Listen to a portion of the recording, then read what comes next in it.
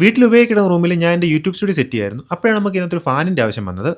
Fan മേടിക്കാനുള്ള budget ഇല്ലാത്തതുകൊണ്ട് നേരെ ആക്രിക്കടയിൽ പോയിട്ട് 300 രൂപ കൊടുത്ത് ഈ ഒരു കൂളർ മേടിച്ചുകൊണ്ട് വന്നു. ഈ കൂളർ അത്യാവശ്യം മഴയൊന്നും കൊള്ളാതെ അവിടെ കിടക്കുമായിരുന്നു. ഇത് അടിച്ച സമയത്ത് ഇതിനകത്ത് മുഴുവൻ പൊടിയായിരുന്നു. എന്നിട്ട് ഞാൻ എൻ്റെ എല്ലാ പാർട്ടുകളും റിമൂവ് ചെയ്തെടുത്തു.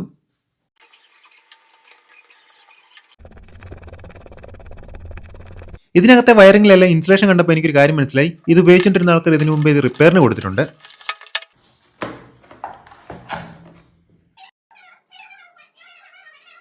എന്നിട്ട് ഞാൻ അതിൻ്റെ റിമൂവ് ചെയ്ത കമ്പോണൻസ് എല്ലാം ക്ലീൻ ചെയ്തെടുത്തു.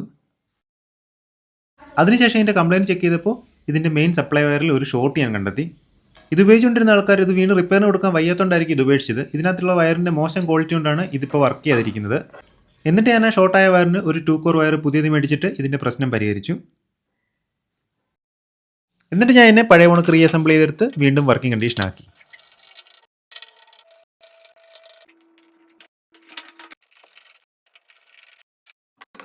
എനിക്കിതുകൊണ്ടുണ്ടായൊരു പ്രശ്നം എന്താണെന്ന് വെച്ച് കഴിഞ്ഞാൽ ഈ കൂളറിൽ നിന്ന് വരുന്ന സൗണ്ടാണ്. അപ്പോൾ ഈ ഒരു സൗണ്ട് നമ്മുടെ സ്റ്റുഡിയോ സെറ്റപ്പിനകത്ത് അത്ര ഒരു നല്ല കാര്യമല്ല. അപ്പോൾ അതിന് ഞാൻ എന്ത് പരിഹാരമാണ് കണ്ടെത്തുക എന്നുള്ളത് അടുത്ത വീഡിയോയിൽ പറയാം.